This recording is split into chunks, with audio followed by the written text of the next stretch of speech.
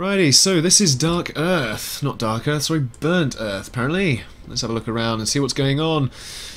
Before we do that, let's have a look at the players. In yellow on the southern side, we have Team ShadowJoy, I believe it was, or ShatteredJoy, whichever one it is, with ShatteredShadow and Killjoy in yellow, going vehicles and bots first. Fair bit of metal in the spawns there, 5 straight away, and expansions in different directions, which is always nice to see. Meanwhile, on the North Pole in the red team, we have Darksteel and EdenExec is apparently their username, so also going vehicles and bots, interesting. Looking at what they're going out for following that, looks like a fairly eco start from one of the players and the other player tending to go with the factories, which is fair enough, to be honest.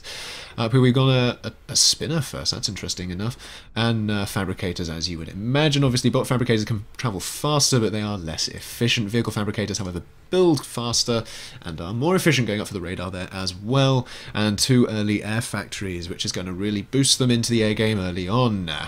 Which is good because, of course, the air game is going to be crucial. Now, having a look around the planet, it's quite narrow insofar as there are a lot of choke points and the sort of playgroundy areas between them. So obviously the players may wish to rush out to those choke points and put up some turrets. That's looking like what this planet is really going to be. Meanwhile, around the other side of the planet, though, we have a much larger area as to what is possible over here. So players could go and lock down different mechs areas, but still choke points in and around these areas.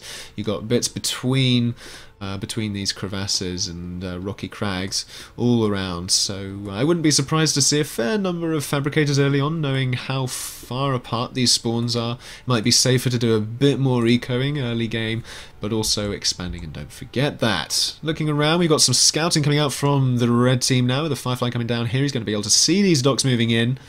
He's obviously going to be able to prepare for it with his own docks coming in for interceptors, taking out the Firefly, which is always nice. Pings going off from the red team there saying, "Hey, look, yellow's over there." They're trying to take our choke point, and of course, if someone takes a choke point and starts walling it up, especially with turrets, it is going to be increasingly difficult to access that region. Now, of course, something we've glossed over is that this is a 2v2 tournament, it's not a 1v1 tournament, and as such, there are much sort of different strategies that you will encounter in a 2v2. Of course, because you're not just limited to one player's attention or one player's economy.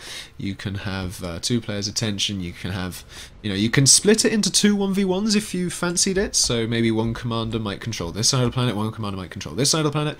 Meanwhile, you could have one team where one commander controls the base and ecos up and gets all the infrastructure, while the other commander controls all the units and troop movements and that. And you got some really interesting possibilities for dynamics in 2v2s.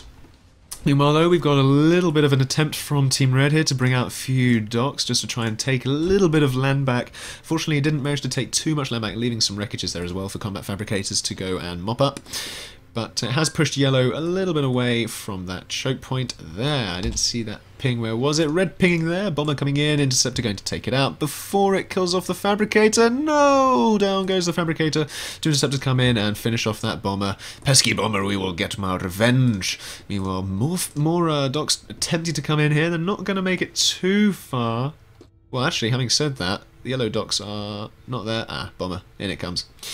Okay, so we can see the 2 different bases and how they are differently developing. Yellow team obviously trying to expand out and taking their time in their expansion, trying to get some radar, some intel, some point defense and Galata turrets in various places, just locking down these mechs and these choke points, which is fair enough, just sort of playing the longer game there. Meanwhile, Team Red sort of sitting in their base, doing the early eco rush and tech rush, trying to get up to T2 bots. T2 bots obviously may be a lot better on this map than T2 vehicles, but we'll have to see, because you've got a trade-off there between the sniper bots and locust possibilities of the going over the llama, obviously, and the sniper bots for dealing with choke points, versus the shellers for really just ramming home any of these assaults and attacks. Red team here is still trying to get in, but they are neglecting their air support for these docks, and so they're just getting mopped up by the bombers. I'm just surprised yellow team aren't keeping their docks back, just so they don't take any losses and the bomber can deal with all the mopping. But looking at the economy tab there, yellow beginning to get ahead with the metal. Meanwhile, of course, red sitting in their base, coming up hard, are getting ahead on the energy at this point in the game. Who do you think is going to win, chat? I'll try and monitor it over time. I'm not very good at monitoring chat, but there you are. Looking at Yellow's base though, still no T2 transition. They have gone into vehicles and are beginning to push out in a couple of different directions. No, they're confident that they have a bit of air control, which is fair enough, hence the general lack of spinners in their composition. Because of course if you have air control, why would you need to bother building spinners in your composition, or at least in the same capacity that you may believe you would need to build them. Let's have a look at the opposite planet in the picture there. Right. Vehicles versus vehicles here. This is going to be interesting. Looks like the docks may do a bit more DPS and cannon fodder, but the Inferno's not sitting at the front of that grouping, so Red manages to hold that choke point, giving their fabricators time to move up. And, ooh, wow, T2 vehicles as well as the T2 bots.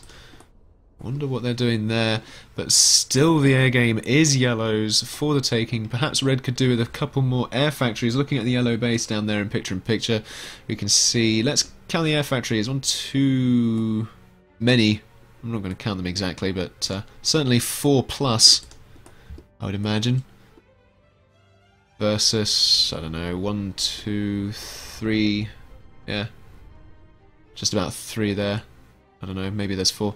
But anyway, I digress, because we can still see that Red are being pushed back a little bit on this side of the choke over here with these docks, and the bombers just ever present on these choke points. The bombers really good at locking down these choke points, unfortunately for the Red team, and they need to get that air control back. I'm surprised they're not making a heavier play for that at this point. Sending out some interceptors over, just a smaller group rather than the larger group, which makes sense, and they're going to take out a few bombers there and mop up those interceptors. Lovely. But they are going to need to reroute some units here. They don't have much in the way of defense. They only have a small platoon of docks, and they do have some vehicles and docks on their doorstep, which isn't great news for them. So the Yellow team here will probably be able to claim another mechs. Commander moving out though, which is fair enough, and putting up some point defense there in the queue as well. So they'll be able to hold that off reasonably well. Meanwhile, Yellow continuing to push up on this side with a few vehicles now, transitioning away from the bots, having built 2 new bot factories and an idle commander down there, but hey-ho. Transitioning into vehicles is going to be heavier hitting, especially through the choke points, because of course they can last a little bit longer. But if Team Red can really start capitalising on this T2 eco, then T2 eco and units, of course, then they could pull this back. But looking at the economy tab there, we can see that Yellow just has so much metal, and as a result they really have the production capabilities there. Another grouping of units coming in here. Unfortunately, I think that's quite an even matchup, having the Inferno gone from that group. Red will be able to defend against that, but they need to regroup their forces. Meanwhile, they are building a couple of locusts. Sending a locust in with your units? No, you don't want to do that. Locusts are for generally on their own raiding sort of thing. Interesting Yellow here popping interceptors in the middle of that lava field. I find that a good idea, especially if you have the possibility of locusts. Let's see if Yellow can see any T2. No, they do not. They don't have any intel as to what's going on in this base whatsoever, and that is to Red's advantage at this point. If they can group up enough locusts and keep that surprise, then oh dear, it's just come under vision of Yellow. That's not good. I was going to say, because if they could keep it a surprise, then they could do a lot of potential damage with it on a number of different locations. But we'll just have to wait and see if Yellow pings the locust. I don't know what it's doing on its own. I don't get it. Commander beginning to move out, taking a little bit of damage. Some scratches on its paperwork, down to 99%. But managing to push away those vehicles and holding that choke point and those metal sites as well, which is nice. Scouting coming in from the interceptors. They've now seen both T2, and they will probably not be too pleased about that. Although they can probably also say, it's not too bad.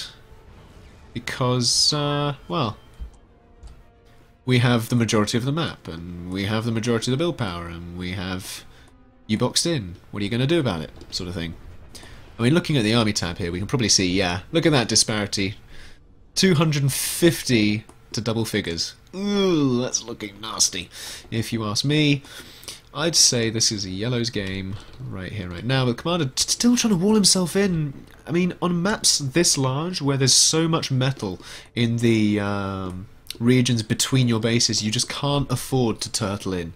You cannot afford to turtle in. Or if you are going to turtle in, you just have to to at least do some raiding and contesting, and unfortunately Red were trying to do that, but they weren't protecting their units well enough. Down goes a commander as a result, and that leaves that flank open to pushes. These Infernos will be able to glide through these turrets. What the hell, says Darksteel. He's not happy. And the final Limicus commander here, taking a lot of damage, down below 30%, just about. Unfortunately, they just didn't manage to capitalize on their T2. They tried to T2 rush, but it just didn't pay off for them as they relinquished too much map control to the yellow team. Well, let's have a look at what yellow are doing. Yep, yellow are doing what I think is wise at this point. They know it's safe to go T2 and put a lot of build power into it. I mean, the economies aren't great, but still. And drifters coming in across the lava as well. Nice. Red valiantly defending.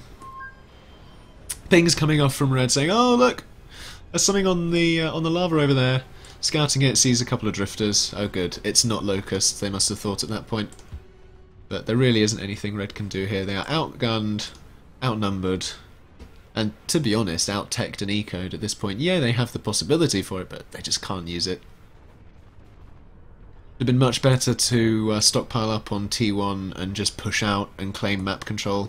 I mean, Red didn't get beyond these four there, and I think that was their crucial mistake, whereas Yellow realised they needed to expand and grab the eco and take the map control and the choke points.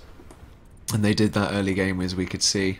But it just didn't work out for Red in this instance. No T2 for you, says Killjoy. Locusts are not for direct army combat, unless you have critical mass. Just no. They're like one-hit kill. No. Locusts, if you don't have a critical mass of locusts to take on an army, I mean, ideally you could circumvent an army anyway, just so you can serve your locusts. But if you don't have a critical mass of locusts, you scout your enemy's base to see where their troops are and where their troops are not. You take that where they are not opening, and you go and gobble up some high priority targets, like a T2 factory for instance. And I think there was a game where I casted Ace of Spades versus Azil recently, where there was just a group of 6 locusts that circumvented all the armies and just nommed on a T2 vehicle factory and just wrecked it and got away with only 1 locust being destroyed. But yeah, basically GG. You are correct. Let's have a look at what chat is saying. Marshy voice, so amazeballs. Ah, Violet, too kind. Red needs Manhattan, says Space Pie. I'm not entirely sure that's a good idea. I mean, their vehicle factory's dead at this point, but I don't think the Manhattan would have got far enough out of their base to not do collateral. But there's the end of that game. Killjoy and ShatteredShadow progress to the next round. Let's have a quick gander at the brackets.